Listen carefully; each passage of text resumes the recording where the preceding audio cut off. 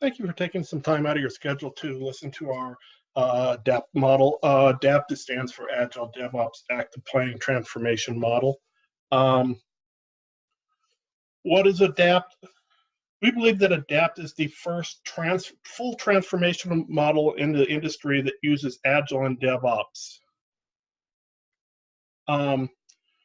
The ADAPT model is available for a preview with a little bit more detailed information and a downloadable vectored PDF if you wish to at Agile Testing Framework. So the question sort of becomes, why adapt? Why do we need to look at this? Why do we need something like adapt with what's already out there? And here are some of the reasons why.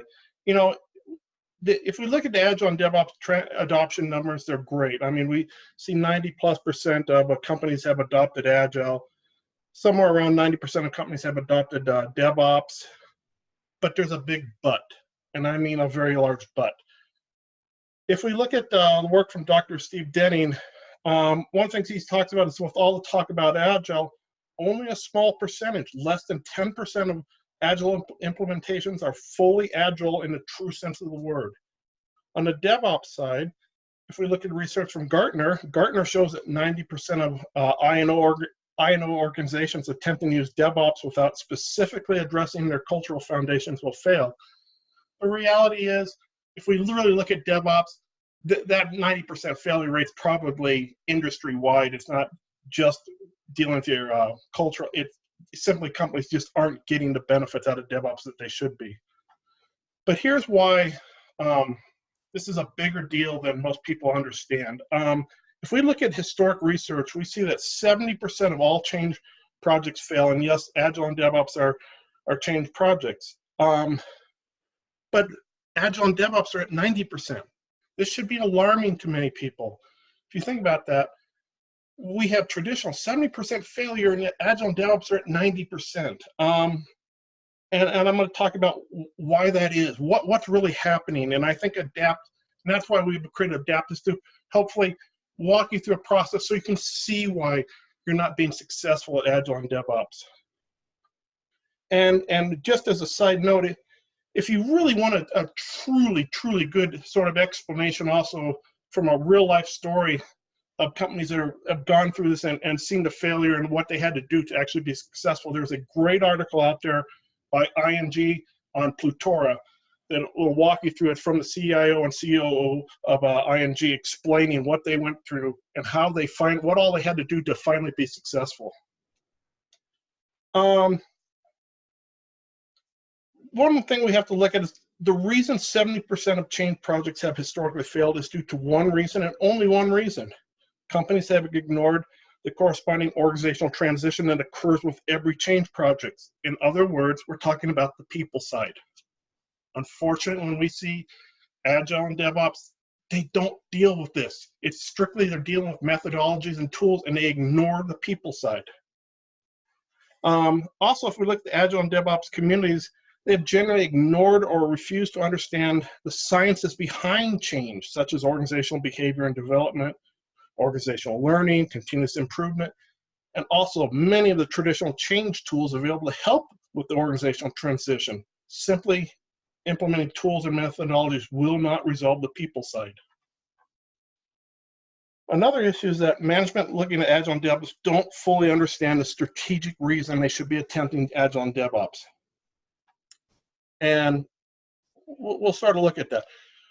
You know, we're all familiar with if we look at the DevOps research, and it's showing that, you know, up to a 90% decrease in cycle time, reduce your mean time to resolution, increase deployment frequency, and everybody says, oh, these are great. And especially if you look at, and here's this one thing that's sort of telling, if you look at the state of Agile report or state of DevOps, and they ask why you're doing Agile and DevOps, the reasons are all over the map.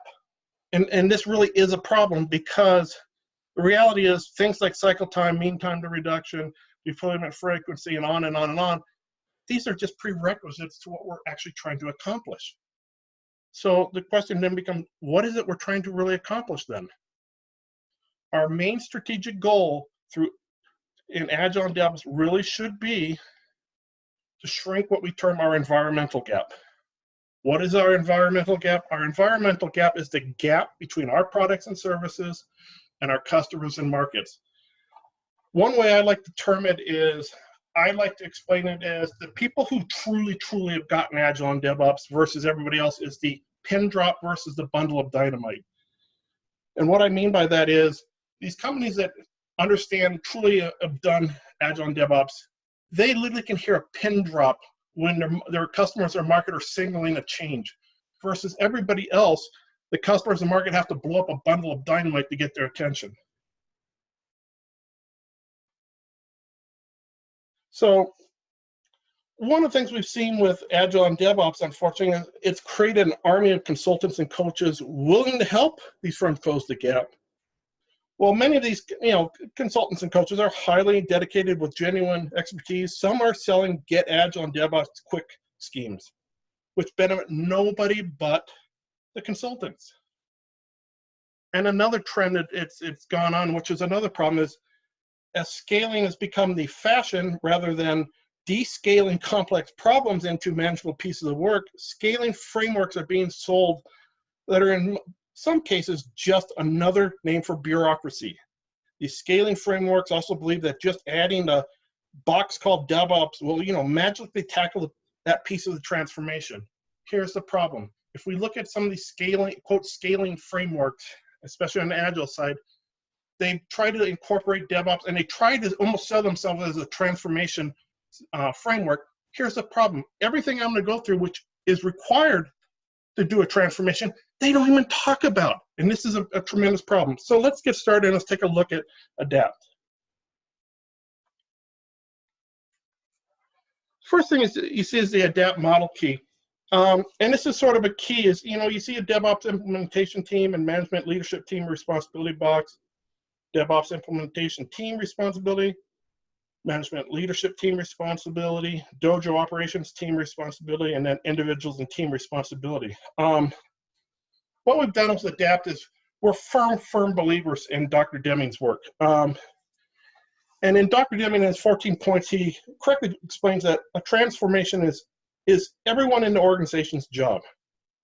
Transforming from an old style management system to those Deming proposed many years ago require that everyone be engaged in that transformation. While Dr. Deming understood people are subject to constraints, the management system placed on them, he also understood that it was everyone's job to transform, not just something for executive board members or managers or a department to do. This is part of the problem which we do. We believe transformation is everybody's job, and we believe research clearly shows this if it isn't. And this is one of the reasons we tell you from the very start. If you've gone down the path of creating a permanent DevOps department with permanent DevOps engineers, you have gone down the wrong path. And as we will show you in an ADAPT model, you are totally missing all of the benefits of Agile and DevOps. So what you're seeing here is these are reverting. I'll go back real quick and show you here. Oops. This is the full ADAPT model, and we're going to go box by box by box in here, or sections, if you want, we'd like to call it. So our first is the ADAPT kickoff, and where we're going to, and I'll just explain, the ADAPT review is just simply pretty much what we're doing now for our company, is explaining to them what all is really involved in this. And you would think this shouldn't be that hard, but it really is more important than you would actually believe. Is the sad truth is that the management in most companies have no concept of what is really involved in doing Agile and DevOps.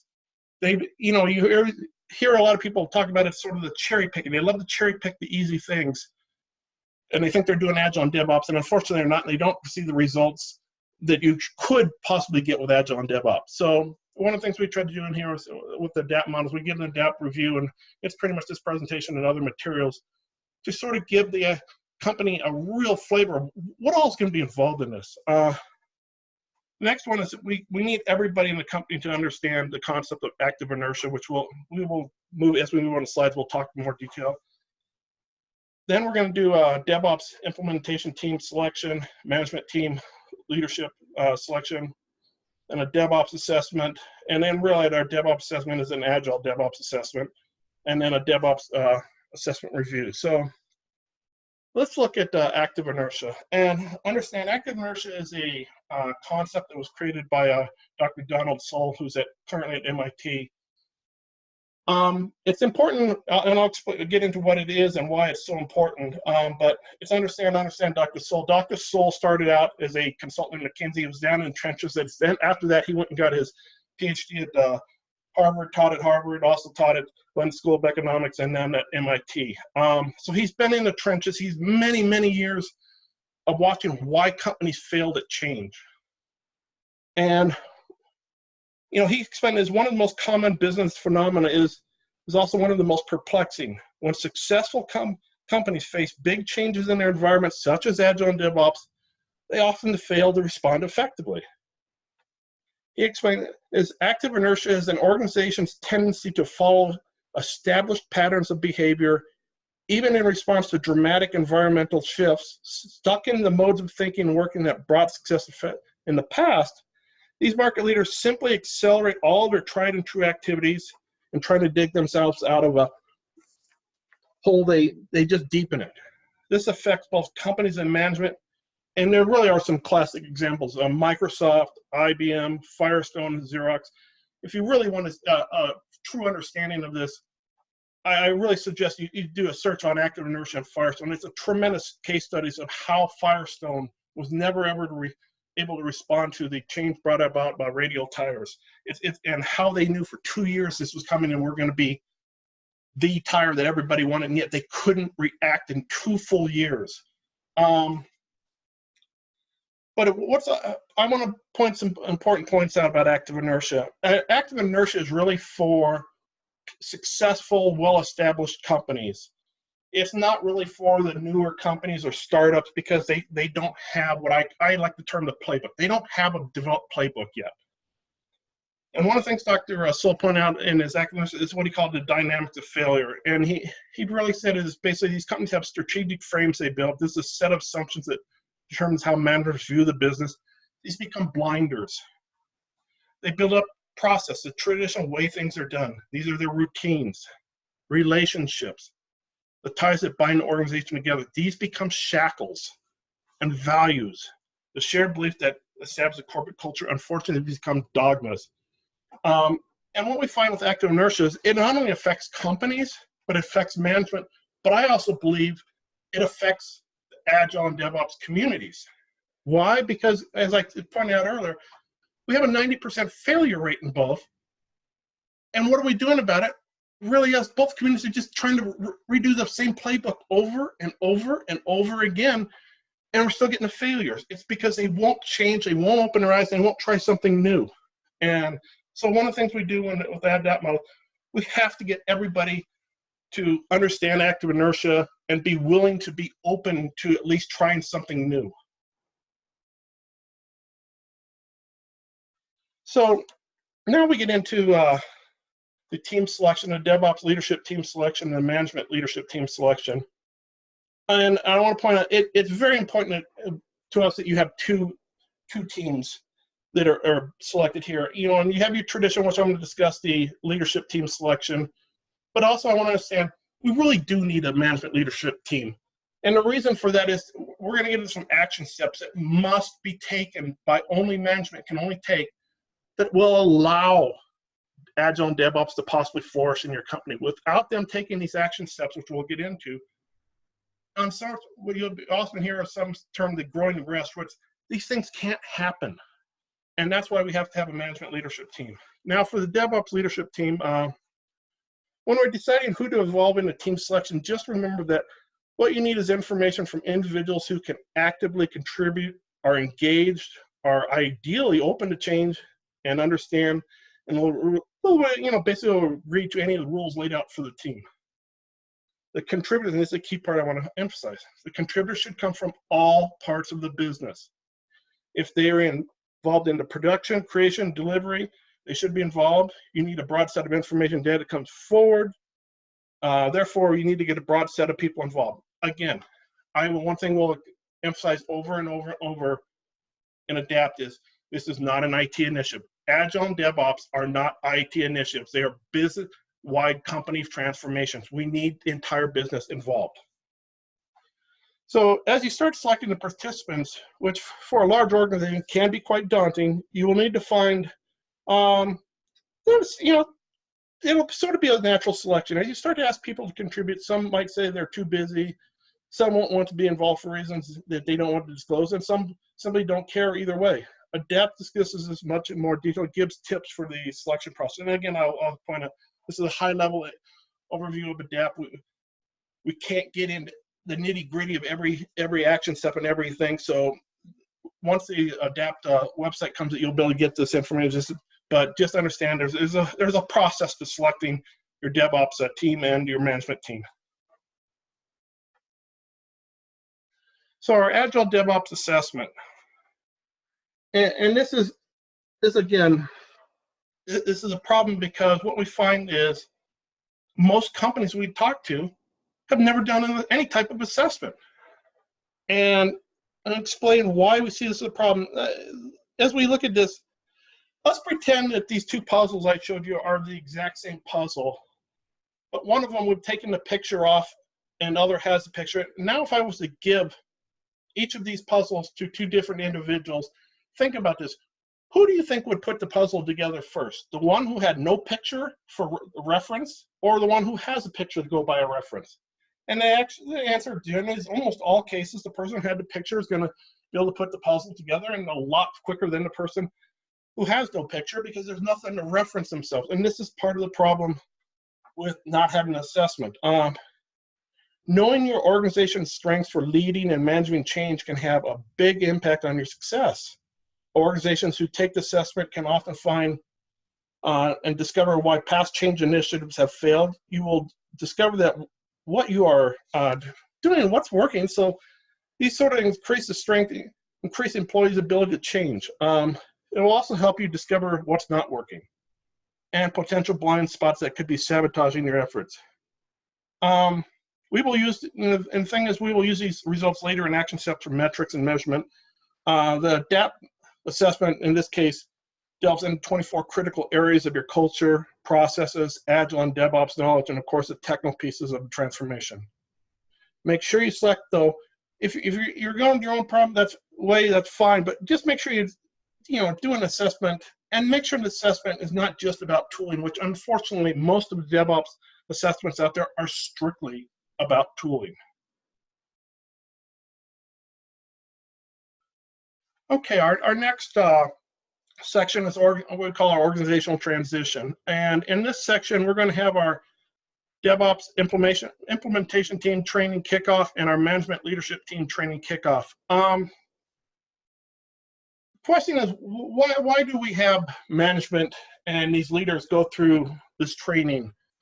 And it's a simple question. And I always ask, think about this. If you're a manager at a company that's going to do Agile or DevOps, and you dictated to your employees that you're going to do Agile and DevOps, yet when your employees ask you questions about it and you can't answer them because the frank truth is you don't know anything about Agile and DevOps, the chances are they're not going to follow you. And this is a problem. If we want to lead a transformation using Agile and DevOps, it really sort of is critical that we actually know what we're talking about and can demonstrate to people why we need to do this, what it is, and how we're going to go about it. So this is where we get into. The first section we get in, and then actually, this sort of gets in the heart of learning about Agile and Dev. One of Dr. Deming's key points in his teaching is that management needs to become leaders. The question for every company doing or contemplating Agile or DevOps is, how can you be a leader of this change if you don't know the most fundamental things about Agile and DevOps? And the reality is most people don't. And so as I was saying, we're getting into the first section of foundation, and this is where, to me, it's sort of sad what's going on in the industry is. In the foundations, we get into Dr. Deming's work, and so often I will talk to people and I'll bring up how Dr. Deming's work influences Agile and DevOps, and I'll get agreement. Oh yeah. But then when you ask these people okay, well, how do you, what particular piece do you apply of Dr. Deming's work to, Agile or DevOps? And you get a blank look. And the reality is, none of them know Dr. Deming's work. They don't know his 14 points. They don't know his system for profound knowledge. They don't know his management diseases. They don't know any of this. Another thing things we get into foundations, we get into Conway's Law. Most people, unfortunately, don't know anything about Conway's Law, Bernoulli's principle. One of the things we do in Agile and DevOps is we not a hint, we tell you, you must move towards a iterative incremental release strategy. And this is all based on Bernoulli's principle. And then we also get into Agile and Lean. In the mindset section, we sort of get into strategic reasons for Agile and DevOps. SWOT analysis, value proposition cards, technical debt, and the science of denialism. And we go into real depth, and these are really actually, and we'll get into more detail about SWOT and technical debt and stuff, so we'll talk about that. But these are things that you really sort of need to know about. The transformation is the culture, components of change, organizational behavior and development, and management by objectives. The implementation, we get into organizational structures, archetypes, value stream mapping and theory of constraints, flipping the testing pyramid and hidden constraints. In the learning section, we talk about continuous learning organization and andon. And then in the tool chain, we not only, this is I like to point out, in the tool chain, we not only look at the components that make up the delivery pipeline, but also important concepts like the cultural problem preventing automated testing, microservices, and evolutionary development architecture. Remember that, traditionally 70% of all change projects fail due to companies failing to recognize the organizational transition piece. This organizational transition training goes a long way towards solving this problem. And just to point out how this is set up is each of these, the foundation, mindset, on, have a set of pinpoint readings that cover all of these topics. And then there are moderator questions and discussion questions and case studies for them to look at. So now we get into organizational structure and evaluation. And, as we mentioned in the DAP section, the man has a very clear set of action steps that must be taken in order for Agile and DevOps efforts to flourish inside the organization. And the first one is removing management by objectives. Many people are not familiar with this, and management by objectives was a concept created by Peter Drucker, who is considered probably one of the top American management gurus in history. And he put it in place, and what in a sense, basically what he thought was managers should be able to determine what objectives should be set for their employees for their evaluations. And what happened was Dr. Deming, after he came back from Japan, after he helped turn Ford around, he sort of got his footing and a voice in America. And one of the first things he did, and he calls it out in his 14 points, is he said, you've got to absolutely remove management by objectives. And what Dr. Deming, he calls for the elimination management by objectives. He sees it as arbitrary objectives unrelated to the purpose of the business, set without any plan on how to achieve them, or even a means of taking accurate measurements. Deming sees MBO as sort of an attempt to manage without knowledge of what to do. The managers focus on outcomes without looking into the procedures and process that produce them. And here's the sad one, they end up gaming metrics rather than improving processes and playing management, what he called whack-a-mole. And just understand why it's so important. Management by objectives works counter to every single thing we are trying to accomplish in Agile and DevOps. We must get rid of it. And it sort of ties into the next action step, which is strategizing the components of change and superordinate goals. What we need to understand is changing the incentive structure along with creating an organizational archetype and structure are quite possibly the most important roles executive management may play in nurturing the growing Agile and DevOps movement within the organization. But in order to incentivize change to have any chance of success, we've got to have all the components. And we've gone through this, but where we want to get into is here's the problem out there. It's quite simple. We've all probably heard of the blame game out there, and a lot of consultants and coaches are saying, hey, we need to incentivize ops and dev differently, and that'll bring about the change and make them work together. And the reality is that's just simply not necessarily true.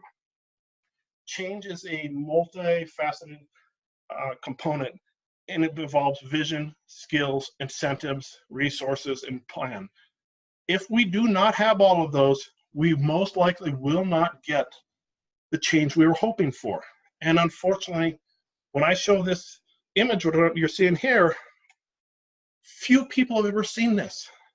They have no idea that change is actually this complex, and it is very complex. It's not simple.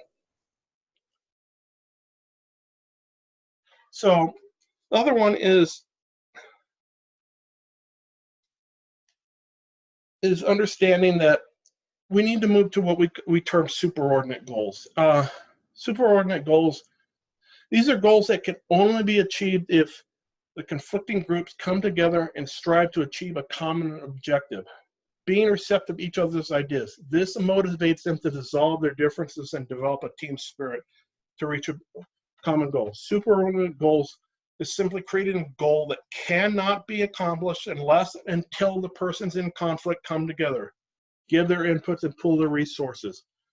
This is how we change incentive. We move to superordinate goals, but as we also move along adapt, we'll see we put in all of these other pieces in place.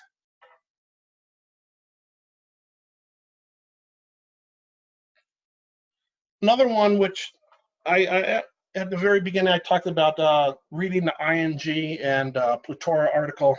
It really does a great job of explaining this. But understand to do Agile and DevOps, to be able to receive the benefits, we must look at our organizational archetype and structure. Evaluating the archetype and structure is an action step that must be completed by the executive management team in conjunction with feedback from the DevOps movement leaders. What we found when we look at the unicorns, and for those who don't know, the unicorns are the Googles, the Netflixes, Zappos, and all these people who are truly doing this. What we've seen is they've moved to have a common theme. Is they've moved to flat organizations with small teams that are responsible for a product or feature, including receiving feedback from their customers and guiding the future of the product. Unfortunately, what happens is most people who do maybe get Agile in some DevOps place, they're not organized to take advantage of the gains from Agile and DevOps. And this is why we have to look at the organizational archetype and structure. The mistruth that is harmful is that the benefits of Agile software development or DevOps software delivery will be fully realized by the business and end users without further changes to the entire organization. This is why we have to look at this. The next area is where I call it sort of the organizational change. This is where we get in the heart of starting to make change in our company, where the transformation is sort of starting to come about. And actually, the first one which we want to talk about is force field analysis. Force field analysis is a change tool that was created by Kurt Lewin. What we're trying to do in force field analysis, we're trying to identify the driving forces and restraining forces to change we wish to bring about through Agile and DevOps. In order to identify these forces and then strategize a plan for strengthening and driving for our driving forces and weakening the resistance forces, we are going to use force field analysis. What you have to remember though is all companies are currently what we call an equilibrium between the forces for and against change. And if we don't strengthen or weaken the correct forces, we will not get the change we would desire. The other reason, and to me this is really the critical reason, we've added force field analysis to adapt is,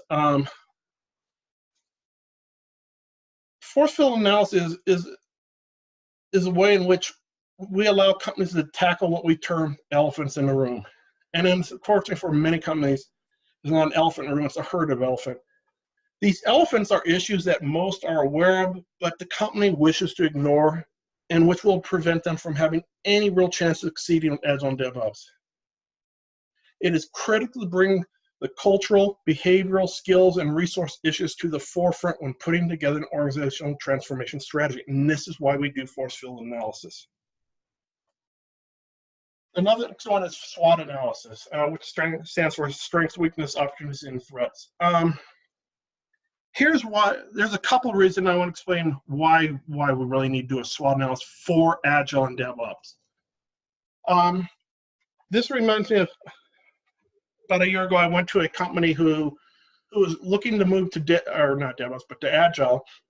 And the first day I went into the talk with the management team about what they were looking to do, what they're looking to accomplish. And my first meeting was the CIO, and sat down, and the very first question I asked was just a simple question. Said, you know, why are you looking to move to Agile? What are you looking to accomplish? And when I asked this, the CIO just sat there with a blank look for a couple minutes. I could tell he was totally caught off guard by this question. And finally, he went, oh, well, it seems like everybody's moving towards that. Now, I don't know about you, but I don't believe that a viable strategic reason for moving to Agile or DevOps is that it seems like everybody's doing it. That is not a strategic reason. And what this also tells me is there is not buy-in from the company, from management on down, to do Agile or DevOps when you give it an answer like that. The other reason is SWOT analysis allows us to emphasize again that Agile and DevOps are not IT initiatives. They are part of the core of the company and a core strategy. That's why we're going to do a SWOT analysis on Agile and DevOps. Technical debt mitigation planning. And I'm sorry. Technical debt mitigation planning.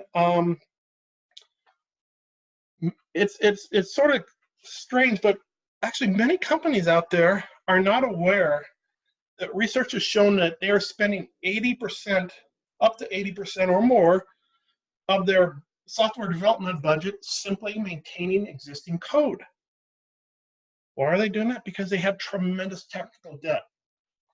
And what we find again, and this is part of moving away from looking at Agile and DevOps as IT initiatives to being company-wide transformations, is the business side often doesn't see this. The business side often, when you're told this, also won't believe this.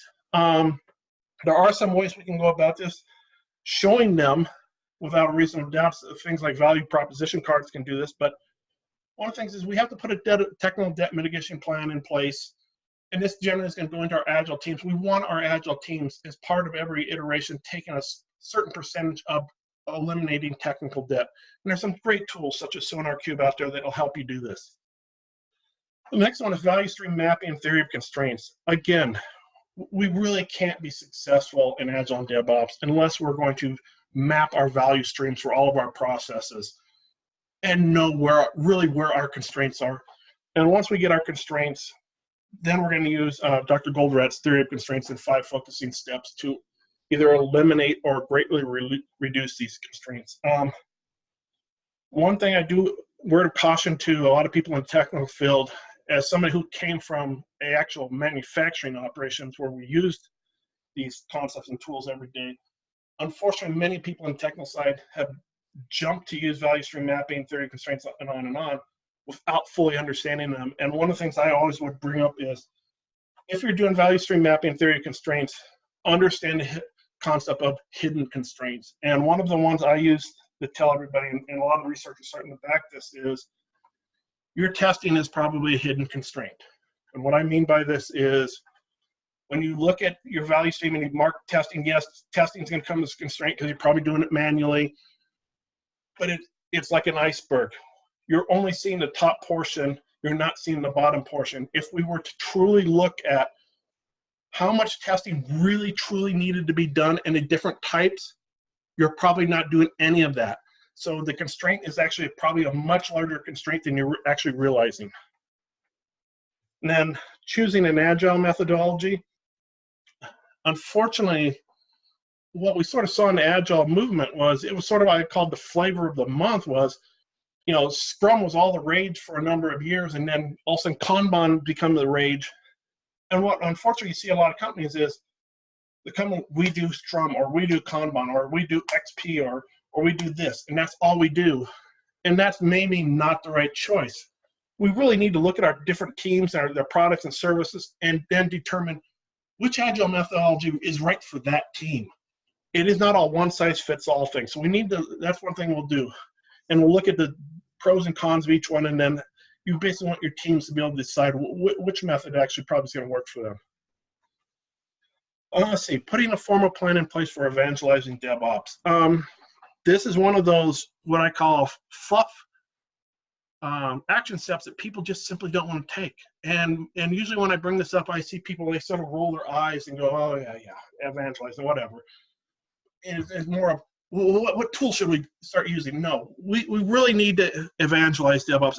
And here's a bet I put with most of these people is, if we were to take you and blindfold you and then take you to two companies, one who had been successful with Agile and DevOps and one who had failed, and we didn't tell you which companies were, we didn't tell you anything, we just blindfolded you and took you inside and took the blindfold off and let you look around for, say, 15 minutes, I'm betting that almost everybody within those 15 minutes could tell me who's been successful and who failed. And one of the reasons why, you'll see them probably evangelizing everything. All their metrics are on TV screens everywhere, their processes, their dashboards for what's going on, their delivery pipelines, it's all available for everybody to look at. That's the difference. We need to, and there's a whole science sort of to evangelize, but we need to evangelize Agile and DevOps. The last one here is defining andon stop points. Understand andon is a concept that comes from Toyota, and what's most important is not to understand the concept itself, is why it came about. And what andon is that if you go into a Toyota manufacturing plant, or many manufacturing plants around the world, not just Toyota, at each manufacturing plant, you'll see some wires above the worker, and you'll see what it looks like. Generally, it looks like sort of a standard traffic stoplight with the green, yellow, and red lights. And what happens is, a worker, when they, let's say they start getting a part in from downstream workstation that they determine is out of variance. What they may do then is pull the yellow cord, and the yellow light will come on, and what that'll do is alert the supervisor and operations to come over and investigate what's going on and try to determine where the problem is. If the problem is serious enough, that worker then could pull the red cord, which at that point would stop the entire production plant. And if you don't understand that, and this is quite old, but at one point it was $1 million for every 30 minutes at Toyota when somebody would do this. But the reason they put this, and what's important, was they realized in the culture there that a worker would not, when they started seeing something was wrong, would not go to a supervisor and alert them, because it was sort of, they wanted to remain, in the harmony and the culture, and they didn't want to, sort of tell on somebody else. So what they did was they put these andon cords, so they didn't have to tell. They just pull a cord, and that would alert somebody to come over and take care of the issue. So what we find with andon is, andon's been adopted by a lot of successful DevOps companies. One I like to point out is Amazon. If we look at Amazon drives their culture. They go as far as Jeff Bezos even sends out how Amazon works at the company to their shareholders. And one of the ones I point out is the customer service agents at Amazon. If you call in and you have a complaint about a product you ordered was broken, that customer service agent can then look, and if they see a series of other complaints about the same thing, they are empowered to pull that product directly out of the Amazon at that point, and then that company has to go through a series of steps to be able to even attempt to get their product back on. So andon empowers them to put a stop point in. Say, I see a problem, I'm stopping this right now. And this also applies to our delivery pipeline, when things like automated testing, unit testing, CI, quality gates, all these things, these become stop points. But the key is, unfortunately, what most companies don't understand is, if you have a delivery pipeline, you have these stop points in, and a stop point kicks in and alerts you to a problem. The difference between people who do DevOps and don't do DevOps is the team that caused the andon stop point to go off will basically be then tasked with try to get the pipeline back up and running, determine what went wrong, determine how to fix the issue, and determine then how to make sure it never happens again. And only at that point will that team start delivering software again. That's the difference between everybody else. Everybody else, their delivery pipeline breaks, and the team keeps working, and somebody's assigned to go try to figure out what happened. We don't want to do that. That goes against what we're trying to accomplish and also what we're trying to do with our culture. The next one is culture change. Why do we put this in? Well, we understand that a healthier culture multiplies a company's growth and enhances that company's resilience against any, not only crisis, but against normal ups and downs of business life. The take we have is that workplace culture should have a seat at the table and should be measured just like sales or ROI. An organization's culture and health is just as reliable a predictor of success as sales figures. And what we find is that aligned cultures tend to have a more engaged workforce. Research has demonstrated that when employees and seniors have the same view of the culture, employee engagement metrics, including satisfaction, commitment, likelihood of recommending their organization to others, the great place to work, are markedly higher than those in less aligned cultures. And what our cultural survey we do is it's 100 questions and follows a Western model. What we're really trying to do is remember, and I've said this a few times in this is about transformation. It's about changing your culture. How do we change our culture and transform if we don't know what our culture is currently? In other words, we don't have a baseline. And how do we determine if we're making the culture changes we're looking for if we're never measuring? And this is why we have to have a cultural survey. And I also will tell you, if you go to these true DevOps companies, you will see they are measuring their culture on a very regular basis. And I'm not going to get into the Western model, but we just say that the cultural survey we uses a Western model, and you have your 3 different types: pathological, bureaucratic, and generative. Our next thing is transformation, benchmark, measurement, and adjustment. It's almost stunning when you realize that very few, if any, companies out there who have gone to Agile and DevOps have any vision and goal creation that incorporates Agile and DevOps. And why this is important is we have to remember that in the Agile and DevOps, the vision is our why. Vision gives the Agile and DevOps movement direction. It's the desired future we see. The vision includes what you believe in, your core values, what you want in the future, what you want to be, and where you want to be after the successful implementation of Agile and DevOps. It's a powerful reason why you want to do Agile and DevOps. Your overarching purpose. Remember, Agile and DevOps themselves are not the overarching purpose. The vision should provide the passion and keep everyone excited and motivated. So to create a vision, begin by identifying the core values, organization's passion, what the organization's purpose is, how you envision the future with Agile and DevOps. From there, be more specific and remember to be clear. Your vision should embody your values and your view of the future without being too generic. Your vision also can change over time. The point is to have one, so you know why are you doing Agile and DevOps. From that, we're going to have goals, and a goal is a specific target to achieve something. It includes the strategies and tactics that you use to move forward towards your vision. You should set and achieve goals only that promote or are in line with your vision. This is why if you don't have a vision, goals can be defeating. Each goal is just something you've completed without a larger why in mind. We need everybody working towards something. And remember, I've talked about getting rid of management by objectives, change, superordinate goals, all these things. Without a vision and goals, I don't have anything to set my evaluations by and drive people to follow what we're trying to accomplish. We have to have a vision and goal that incorporates Agile and DevOps.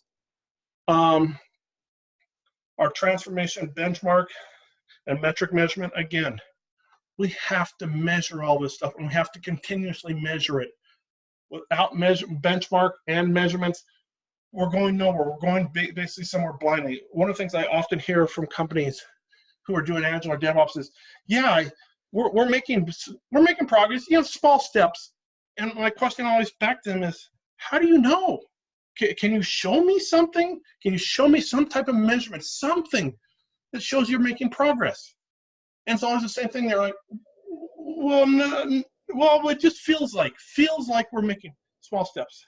That's not how you do a transformation. We have to have real concrete benchmarks, measurements, and we have to do that. The other thing is organizational alignment.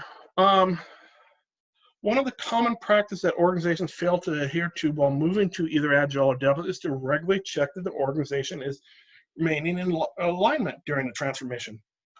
There are two distinct problems commonly observed in organizations during Agile or DevOps transformations. Either a company simply has no plan in place for checking that the project is remaining in alignment with the vision and goals, or they choose the incorrect model.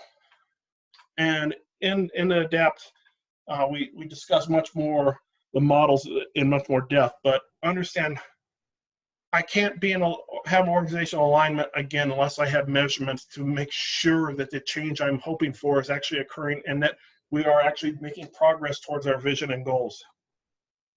And then what you'll see is the boxes after that are transformation, measure and adjust, transformation, measure and adjust. Measuring and adjusting is a process that never should stop. And if you talk to the Amazons of the world, they're continuously trying to improve. They're continuously trying to measure and make improvements to any of their process, any of their tool, whatever. We have to continuously measure and adjust.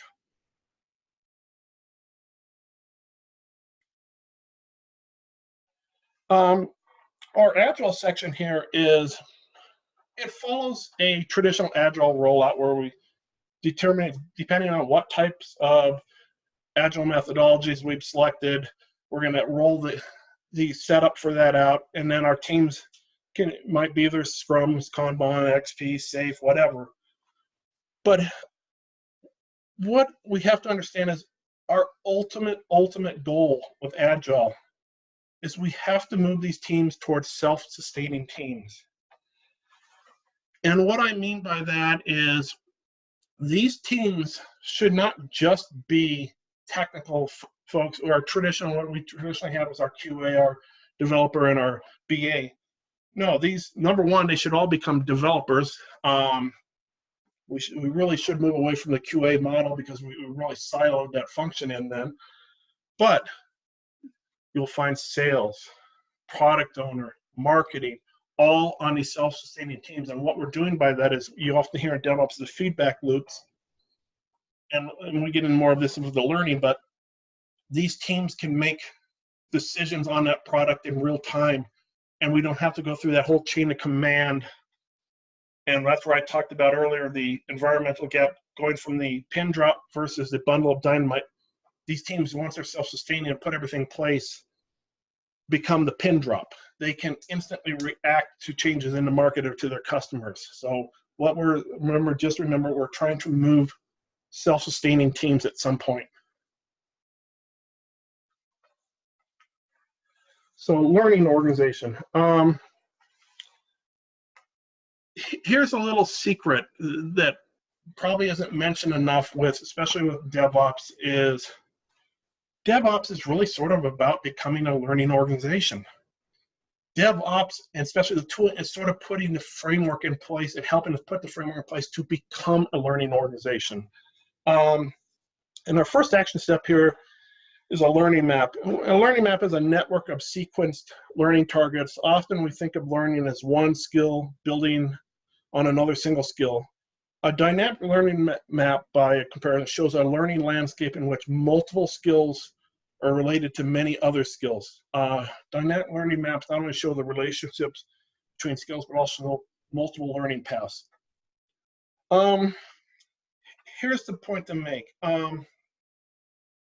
We've talked about organizational transition to 70% failure, and that's on the people side. And one of the things is transition involves people needing new skills. And one of the things we should be mapping out is what are those new skills. And unfortunately, most companies don't. We implement Agile and we try to implement DevOps, and everybody should somehow magically develop the new skills they need. That just doesn't happen. The next one is organizational learning assessment. Again, believe it or not, you really need to have a real actual assessment that assesses your learning. And again, this also uses the Western model to assess your the organization's learning. What we have to sort of remember with all this, with the benchmarking, the rollout continuous learning plan, and learning and measurement and adjustment, is understand continuous improvement means that organizations need to learn that the ability to improve, especially on a continuous basis, is not something which always comes naturally inside most organizations. Organizations need to be aware that there are specific abilities, behaviors, and actions which need to be consciously developed if improvement is to be sustained over the long term.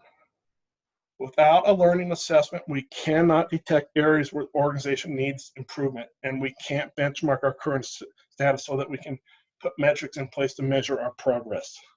Again, this is no different than most other things. We have to measure where we're currently at and identify the problems, and then put measurement metrics in place to make sure we're making progress towards basically increasing and learning more. So the next section is what we call our growing our grassroots. And I just want to point out a little thing that we have on Agile Testing Framework. We have a white paper about growing grassroots that I would encourage most people to read if they have a chance. And the reason why is what research has shown over and over and over is most companies have no concept of how to grow grassroots. They just completely are ignorant to what's involved in growing grassroots in most companies. So I encourage you to go maybe take time to go read about that and have an idea of what it takes to grow the grassroots in a company. The first action step here is talking space creation.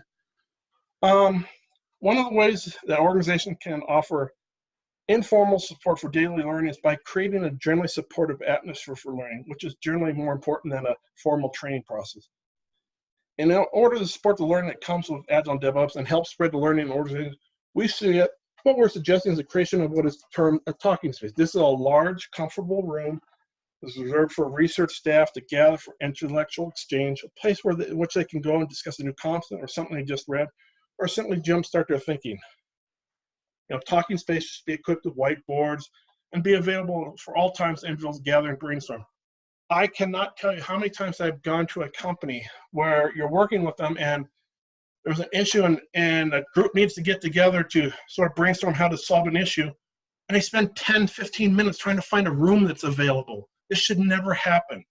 We should have places like talking spaces where people can go at all times to hash out and work together.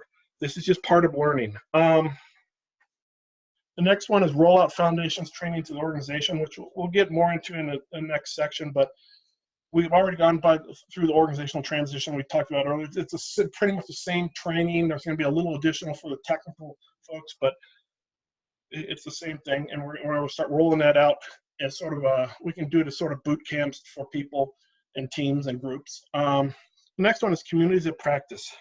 Again, it's amazing how many companies never, try to purposely take the time to organize communities of practice. And these communities of practice could be around Agile, could be around Lean, they could be around different tooling, they could be DevOps, it doesn't matter.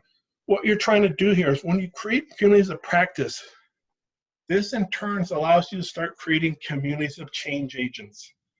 And it's our change agents in a company who go out and start building excitement for the transformation and help us deliver a message and help us bring the learning to different parts of the organization. So this is sort of key. Next one is flash builds, and this is something that came out of I don't know if it came originally, but the idea is sort of bandied about by Target. And so what is a flash build? It is sort of its purpose is to build a minimal viable product for a specific need in less than 5 days. And it encourages cross-team collaboration in silo-based organizations. again, we're trying to break down those silos. We're going the grassroots campaign here to start putting in place the movement to move away from these silos. And the makeup of these teams is based on engineers with required knowledge, skills, tools, and access to complete the work. There are no managers. They are invited to attend the demos the team will give. And the approach for a flash build is they do 2 sprints per day, including planning, demoing, and retrospectives. Engineers' calendar is cleared for the duration. And what we're asking managers to sort of provide cover to enable them to focus on these flash builds. And engineers are co-located in a large conference room with food, beverage, free of any distractions. What basically has been found with flash builds is it helps build, iterate on a minimal viable product it's great for bringing engineers from different teams together, breaking down silos. Great for achieving rapid velocity and building MVP. And one thing I'm going to continue to sort of focus on in the growth, it's all about MVP. It's all about MVP, minimum viable product. This has to become ingrained throughout the company if you're really going to be successful in Agile and DevOps. And then 30-day challenges. It's pretty much the same thing as flash build, except that they're going to build, iterate on a MVP for a specific need for up to 30 days. And it falls almost the same thing. There's 2 sprints per week, including planning, demo, and retrospectives. And what we basically find is it helps us start implementing the concept of minimal viable product and breaking down silos when we do this. Our next one is hackathons. Different ways to do hackathons, but one classic one is a lot of companies have a lot of legacy tooling from certain vendors, and as they move into Agile and DevOps, they're sort of needing to maybe move to some of the open source tooling out there, and there's resistance.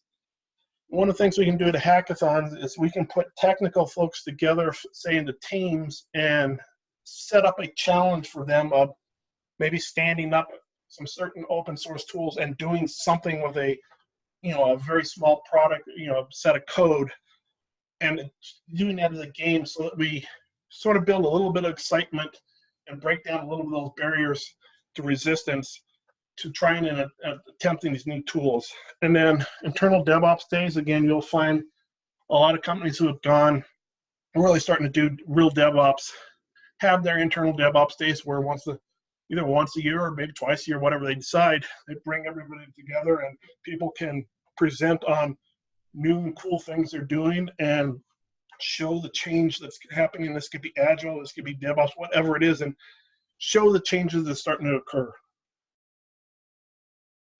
And then the next one is organizational transition. Again, this is for all of your employees at this point, and we're following the same thing: foundations, mindset, transformation, implementation, learning, and tool chain exploration. This is all follows what we've learned earlier. Where we get into a little different here is tool chain selection, workout, delivery, pipeline process, and feedback loops into production. The big key here I want to point out, actually, that was workout. The reason we put workout in here is we borrowed from a well-known, workout is a well-known concept that evolved at GE by Jack Welch. And what we learned is that Agile and DevOps when we start to take shape, one of the ways in which the movement can become derailed is by management not listening or responding to the changes being suggested by the employees or the DevOps leadership team. It is imperative that management supports the Agile and DevOps movements by listening, acting, and supporting the suggestions that come out of the grassroots and DevOps leadership team. One of the ways in which to come up with is by putting in place a formal process such as general elective workout approach. The idea of including everyone in the process of improvement is one of the key principles of TQM, Lean, and now DevOps. And there are numerous ways being suggested in DevOps articles, blogs, and books to involve everyone and create a continuous improvement culture. We suggest that instead of trying to reinvent the wheel, many of these organizations should consider tried and tested approaches such as the workout approach. And here's what and if you're not familiar, Jack Welch is probably one of the most famous CEOs in history. Back when GE was actually very successful, and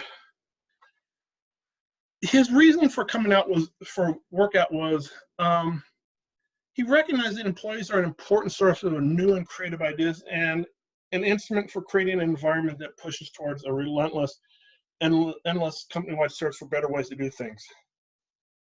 What he saw was the workout promise was a way to reduce bureaucracy typically associated with improvement and gives every employee from managers to developers an opportunity to influence and improve day-to-day operations. And according to Jack Welch, workout was meant to help people stop wrestling with the boundaries and idiocies that grow in large organizations. Most of us are familiar with these idiocies: too many approvals, duplication, shadow responsibilities, politics, and waste. And what it, in a nutshell, is workout is a method for when there was an issue that needs to be resolved. A manager who's responsible brings a set of his employees together. They come up with a resolution. They may work day, 2 days, 3 days a week, whatever it takes. And then when they're ready, they present their plan for solving an issue to that manager. And that manager, senior manager, may also be there, but that manager only has 3 choices. They can say yes, no, or I need to think about it.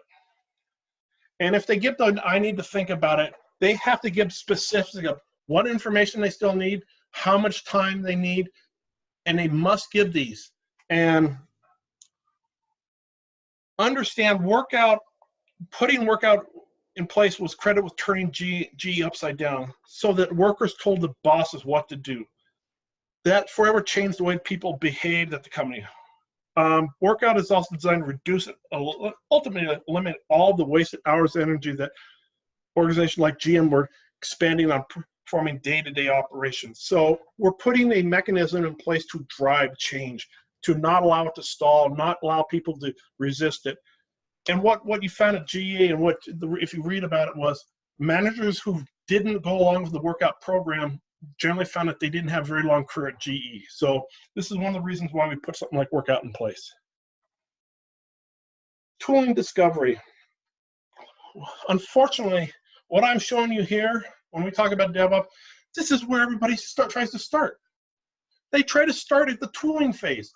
I cannot tell you how many companies I've talked to where they said, oh yeah, we want to move to DevOps, and the next word out of their mouth is, oh yeah, and we want to use Chef, or we want to use Puppet, and you're like, whoa, back the bus up.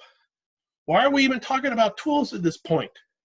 There's, and as I'm showing you with the depth, there's so many other things that must be put into place, and they all have interdependencies. So if we miss any of those or skip any of those, you are very unlikely to be successful at Agile or DevOps. For tooling discovery, though, we believe you need to follow a scientific approach. And this is another problem we see is we'll see a team try out a new tool that they're looking for their delivery pipeline or for in their team, and they'll go through, maybe they will do a proof of concept, and they'll evaluate it, and they may determine if it's not what they want to use. But then we'll see another team evaluate the same tool and go through the entire process again. Why are we doing that? It's a waste of time and effort. What we're saying by doing a scientific proof is that we do a tool proof of concept, we do a tool evaluation, tool integration, make sure it fits into what we're looking to accomplish with our delivery pipeline or whatever, or our architecture. We do tool feedback and selection determination.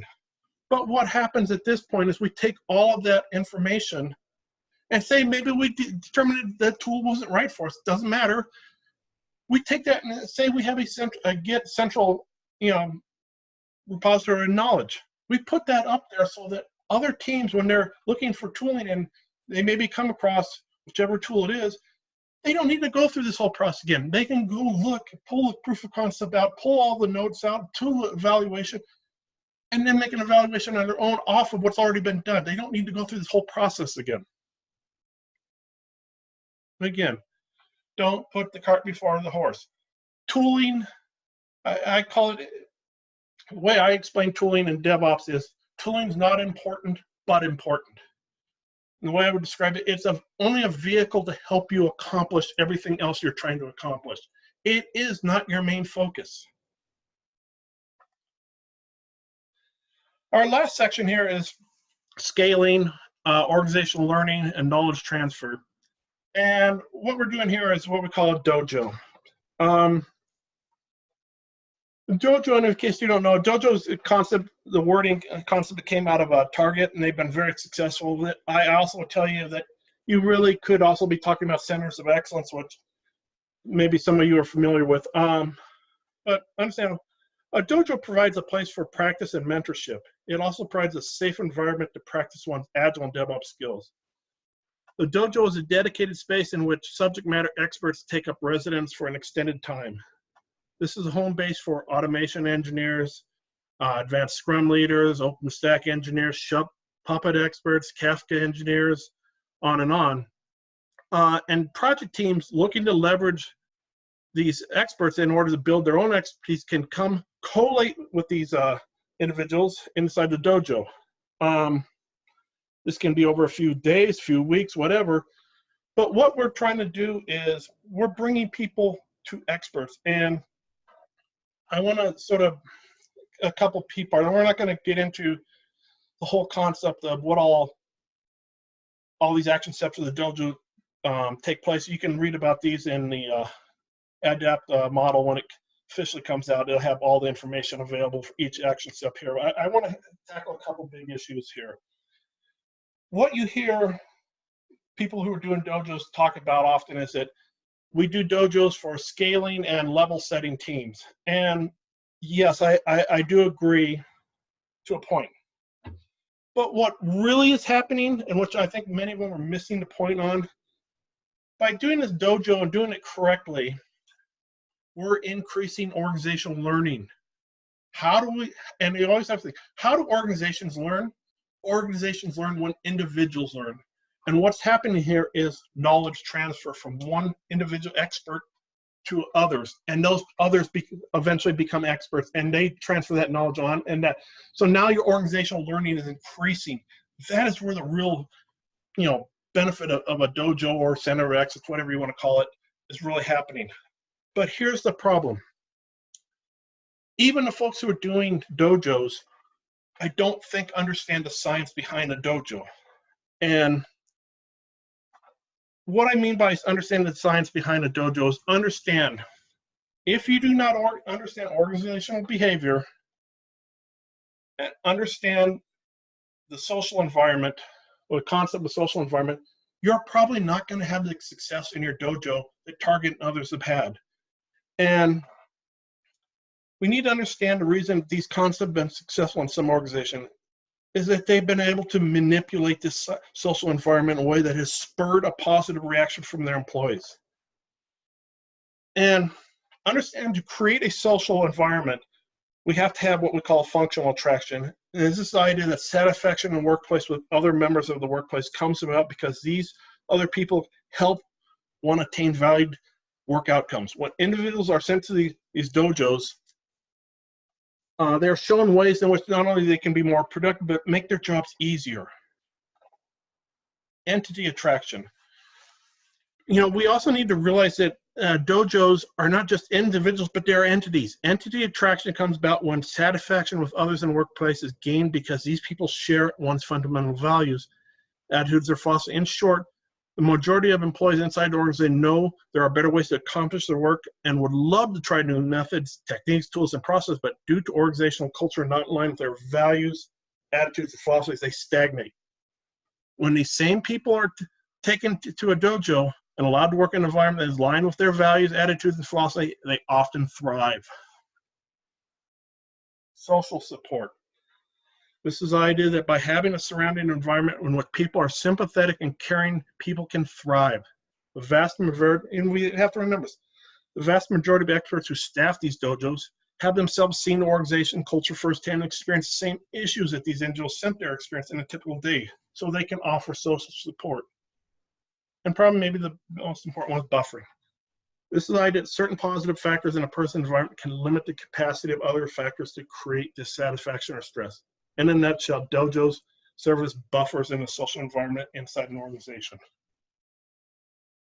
So that sort of wraps up the overview of the ADAPT model. I just want to briefly talk about where the ADAPT model is going, the future of it. The ADAPT model website is going to be probably, we're hoping in November, being stood up. It'll be at adapttransformation.com. Here's one of the things that might be interesting to some people is, in a sense, we're going to be open sourcing the ADAPT model. So in other words, all the stuff and all the actual documentation and everything we're talking about in depth will be available free of charge, open source to everybody. The only thing on our side, which probably won't be, is some of the assessments we will be charging for. But again, we were more than welcome at, in the future, you'd be able to use the ADAPT model with all the documentation and create, if you want to try to create your own assessments, outdoor surveys, you'd be willing to. And then we will also be opening up the site to contributors. So here's the thing I've found is, in the Agile and DevOps community, unfortunately, it just feels like many people who might have great ideas and new ways to do things have sort of been locked out by a lot of the people leading the Agile and DevOps community and the tool vendors, and their message is not able to get out. And what we're hoping with the ADAPT and the ADAPT side, we're hoping to allow them to contribute and get their message out. So that'll wrap this up. If you have any questions, you can always go to Agile Testing Framework and contact us. And we're always open to answering any questions you might have about ADAPT. So with that, I'll wrap it up and say thank you for spending the time with us, and I hope you got something out of this.